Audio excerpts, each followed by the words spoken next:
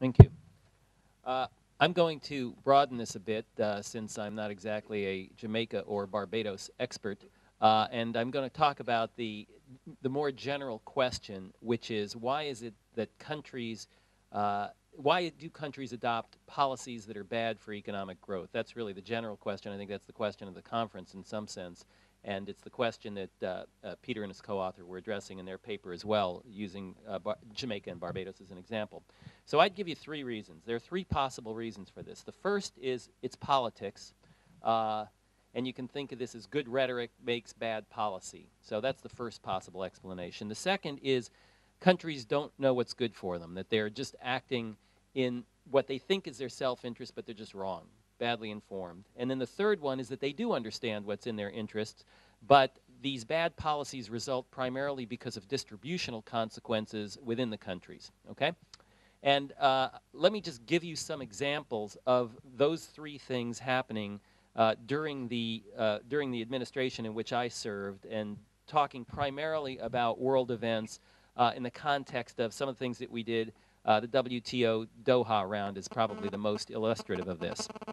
So what was the first thing that happened? Well, the first thing that happened was there was a very strong push for the United States to eliminate its farm subsidies. Now, nothing would have made the administration happier than the complete elimination of farm subsidies. In fact, the Bush administration had always wanted to get rid of farm subsidies, and we had hoped that the Doha Round would move us in that direction, that in fact what we would be able to do is to use the constraints imposed on us by the Doha Round so that we could actually eliminate some of these subsidies, or at a minimum move them from what is called the amber box into the green box, the amber box being the distortionary transfers and green box being lump sum, supposedly non-distortionary transfers.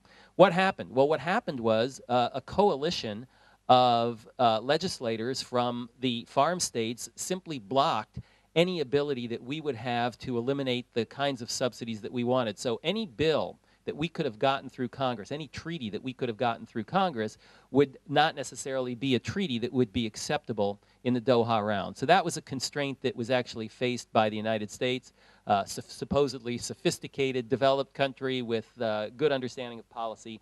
That's an example of three, distributional consequences inside the country. An example of two comes from the same Doha Round with respect to India. India opposed primarily having the Doha Round go through, and it was in large part because of agricultural tariffs. India, as you know, has a large class of subsistence farmers, and the legitimate interpretation would be their concern for the subsistence farmers pushed them in the direction of opposing this, even though it might have been good for the country in the long run. So this would be a distributional issue, again, a number three kind of thing.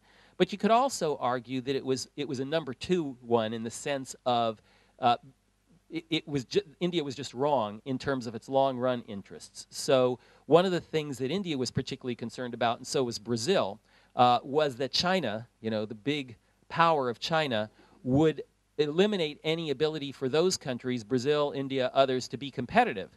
And the problem with that was that they thought that by adopting protectionist policies, they could prevent the damage from being done. I think the history of economic development suggests that that's not a very effective policy in the long run, that you can't really prevent competition from another party from taking over trade or the trade that you were engaged in simply by imposing protection. So that would be an example of two. Let me give you one example of number one. Good rhetoric sometimes makes bad politics. You may remember, I certainly do, that during the campaign, President Obama said that he would renegotiate NAFTA. It's kind of a populist sort of thing. There was a lot of isolationism, nativism at that point in time, and they played on it, okay?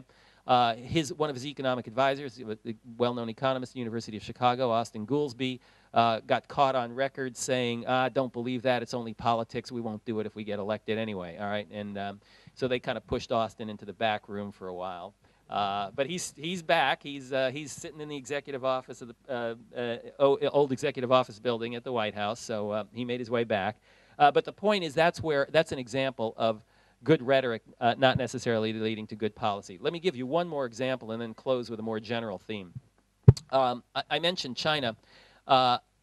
if you think about the climate change debate right now, climate change is a good example of a distributional issue that plays out at the world level rather than within a country. So let's accept that climate change is a problem. Let's take that as a premise.